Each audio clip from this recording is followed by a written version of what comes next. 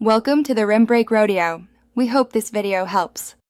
You begin by opening Google Forms and creating a new form. This gets you into the editor immediately.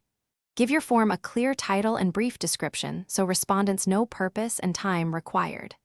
Next, enable collect email addresses if you need contact info, and choose whether responses go to a new Google Sheet. This helps with analysis later. Once done, pick a template only if it matches structure. Otherwise, start blank to build the exact questions you want. Now you design questions and control flow. Add the right question type for each data point.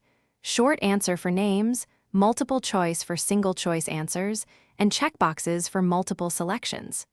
Make critical questions required and apply response validation to enforce formats like numbers or emails.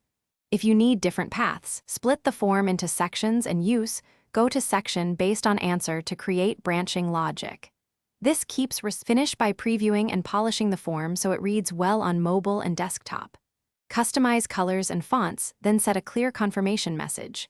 Check settings for response collection options like one response per person, editing after submit, or response receipts. Share the form using the link, email invite, or embed code.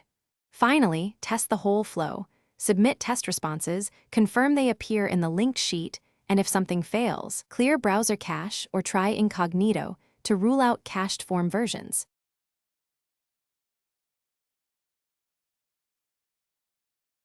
Thanks for watching. Consider subscribing if we helped you.